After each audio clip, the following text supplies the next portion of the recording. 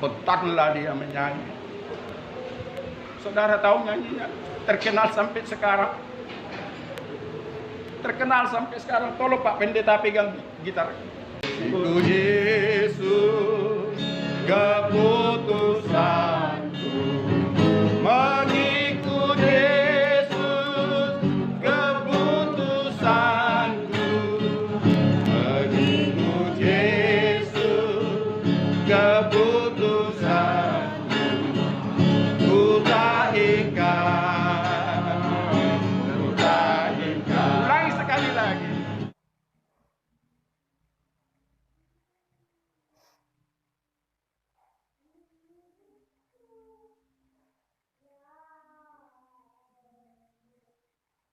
Ya, salam sejahtera bagi kita semuanya. Kembali lagi bersama saya di channel ini, di Suara Kebenaran Channel. Salam damai bagi kita semuanya dan Tuhan Yesus memberkati kita. Amin. Nah, saudaraku yang berkati Tuhan, pada bagian ini saya akan mengajak kita semuanya untuk mendengarkan sebuah cerita bagaimana seorang misionaris dan beserta dengan anggota keluarganya, mereka merelakan nyawa mereka untuk mempertahankan iman mereka kepada Tuhan Yesus Kristus.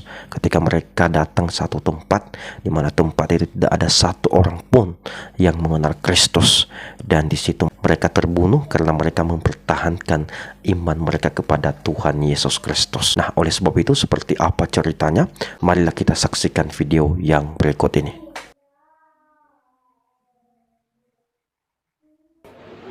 Dia punya istri dan 2 orang anak. Ketahuanlah dia menyembah Tuhan yang hidup, yaitu Jesus Christ, Yesus Hamasiah. Datang penduduk di situ, melaporlah sama kepala desa. Pak kepala desa, ini keluarga ini menyembah yang namanya Yesus Kristus, Jesus Christ, Yesus Hamasiah. Sedangkan kita di sini semua tingkat provinsi pun tidak ada yang menyembah Tuhan yang itu. Dibikinlah di alun-alun mereka, disidanglah mereka itu, dan semua mengatakan salah. Dan datang kepala desa waktu itu mengatakan sama suaminya, sama bapaknya, jika engkau menyangkal Tuhanmu Jesus Christ, Yesus Hamasiah sekarang ini juga, engkau luput daripada hukuman mati. Sebelum mendapatkan hukuman mati, spontanlah dia menyanyi. Saudara tahu nyanyinya? Terkenal sampai sekarang. Terkenal sampai sekarang. Tolong Pak Pendeta pegang gitar. Inilah yang dilakukan Bapak itu sebelum datang hukuman mati kepada semua keluarga ini. Mengikut Yesus, mengikut Yesus keputusanku, mengikut Yesus keputusanku, mengikut Yesus keputusanku, ku tak ingkar, ku tak ingkar. Ulangi sekali lagi. Mengikut Yesus keputusanku, mengikut Yesus keputusanku, mengikut Yesus keputusanku, ku tak ingkar, ku tak ingkar. Saudara tahu? Setelah dia bernyanyi, kedua anaknya dihukum mati. Tetapi dia sempat menyanyikan lagu itu secara spontan. Sampai sekarang lagu ini terkenal dan dinyanyikan orang. Tapi tidak tahu banyak orang latar belakang lagu ini lahir oleh karena martir dari satu keluarga. Setelah mati, 2 anaknya dihukum mati pada saat tidak jelas, atau digantung atau di penggal leher atau ditombak, tapi dikatakan dihukum mati anaknya yang dulu. Lalu dia ngomong kepada bapaknya, kepada suami, sebelum istrimu terjadi yang sama, apakah engkau tidak mau menyangkal dia yang menjadi Tuhan dan Juru Selamatmu? Saudara tahu, dia tidak menjawab, hanya menyanyi lagi. Tolong kunci yang sama. Tidak itu. Udah diganti syairnya. Tetap ku ikut walau sendiri. Tetap ku ikut walau sendiri. Tetap ku ikut walau sendiri. Ku tak ingkar, ku tak ingkar, ku tak ingkar. Sekali lagi sebelum istrinya dihukum. Ku ikut walau sendiri. Tetap ku ikut walau sendiri. Tetap ku ikut walau sendiri. Ku tak ingkar, ku tak ingkar. Setelah itu istrinya dihukum mati.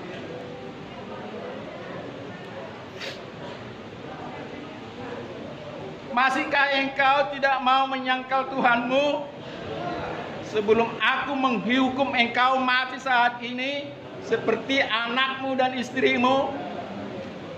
Dia tidak menjawab juga seperti sebelum anaknya mati dan istrinya mati. Dia hanya menyanyi. Saudara tahu apa syair yang terakhir dinyanyikan sebelum dia dihukum mati? Kuncinya sama. Salib di muka, dunia di belakang. Salib di muka, dunia di belakang. Salib di muka, dunia di belakang. Ku tak ingkar, ku tak ingkar. Sekali lagi. Salib di muka, dunia di belakang.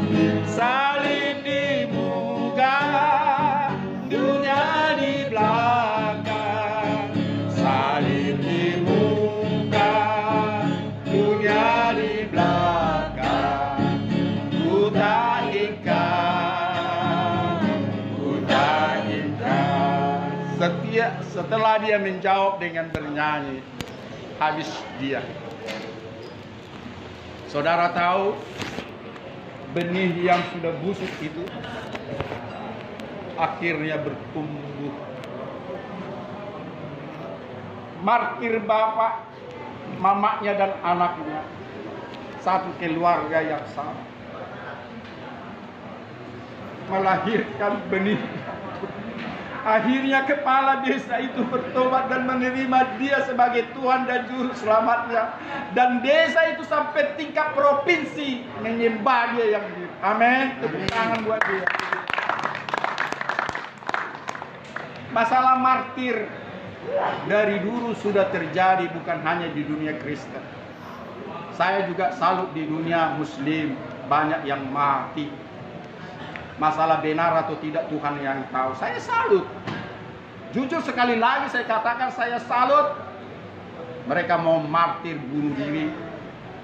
Ya, yang paling tragis sampai sekarang adalah satu keluarga waktu terjadi Natal di Jawa Timur. Orang kaya loh. Ya, suami, istri dan anaknya meledakkan dirinya ke gereja. Terlepas salah atau tidak saya tidak tahu, Tuhan aja yang tahu. Tapi mereka dikatakan mati martir. Ya, luar biasa. Puji Tuhan, Tuhan itu baik dan Dia Maha Pemberi jalan. Nah, itu tadi cuplikan videonya, di mana tadi cerita dari seorang misionaris ini yang rela memberikan nyawanya, yang rela memberikan anak dan istrinya, bahkan nyawa mereka berikan hanya untuk mempertahankan iman mereka kepada Tuhan. Luar biasa sekali. Bapak Ibu yang dikasihi Tuhan, pada saat ini kita bisa belajar bahwa ada sesuatu hal yang harus kita bayar, yang harus kita korbankan untuk mengikut Tuhan Yesus. Mengikut Tuhan bukan hal yang mudah. Mengikut Tuhan harus memikul salibnya.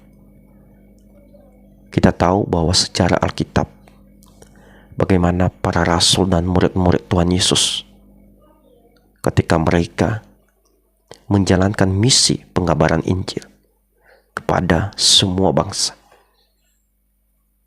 Tidak ada yang mulus. Kematian mereka sungguh-sungguh menyakitkan hati kita. Kebanyakan disalib. Bahkan Petrus disalib, kakinya di atas, kepalanya di bawah. Bahkan Yohanes di dalam penjara sempat mengalami kegoncangan iman. Hampir saja dia tidak percaya dengan Kristus.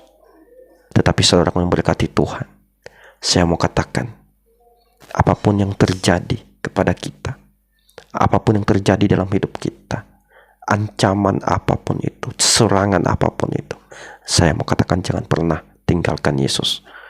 Katakan, mengikut Yesus keputusanku. Ku tak ingkar. Walau sendiri, tetap ku ikut Yesus. Ku tak ingkar. Salib di depan, dunia di belakang. Tetap ku ikut Yesus. Tuhan Yesus memberkati kita. Amin.